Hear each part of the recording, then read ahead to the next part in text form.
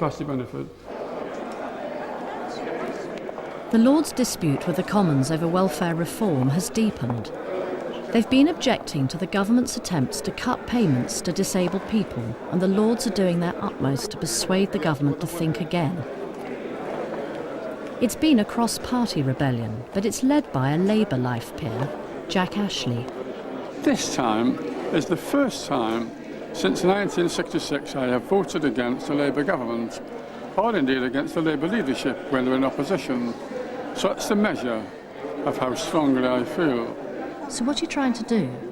What I'm doing is I'm leading a campaign to defend disabled people from the government's attempt to take money out of people who are at the poverty level. And I think the argument about these people being well off, as the noble Lord Ricks hinted very briefly, grossly fails to take account of the extra costs of disability. And it gets more and more clear that we've underestimated those at every stage. My Lords, the government, as your Lordships acknowledge, has the right to get its legislation through. Not my noble friend's legislation, not the Tory legislation, but the government's legislation.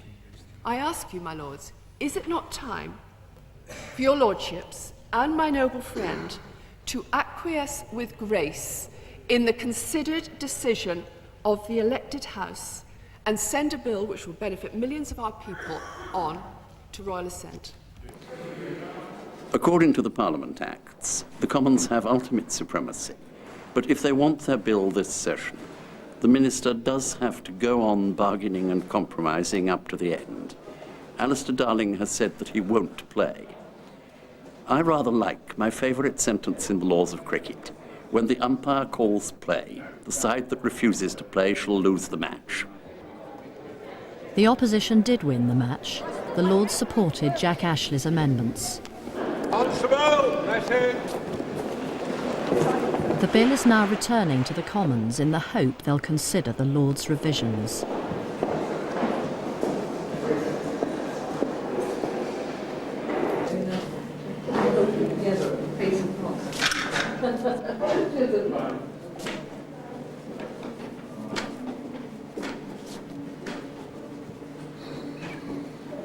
The last hat. The last hat. You know, when I'm in the queue, I'm the only one wearing a hat. And I'm going to go on. To hell with them.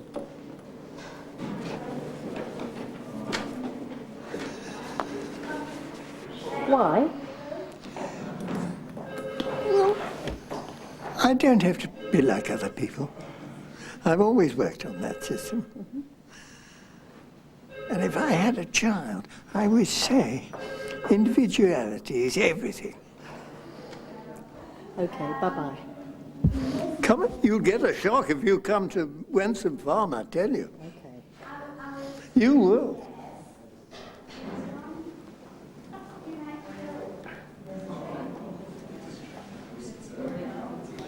Anybody voting for this amendment tonight is voting on the same side as 2 dukes, 28 earls, 22 viscounts, and Andrew Lloyd Webber. This House is the prime elected House. The prime elected House, certainly. Will my right honourable friend not acknowledge that it is possible that we are voting on the merits of the case?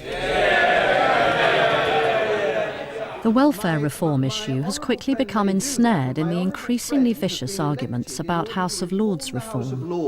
And in order, oh yes, this House insists, and anybody voting against the government on this is voting for the supremacy of the House of Lords. And when we reform the House of Lords, a reformed House of Lords will say, if they were ready to cave into the hereditaries, we much more democratic lot can have our way.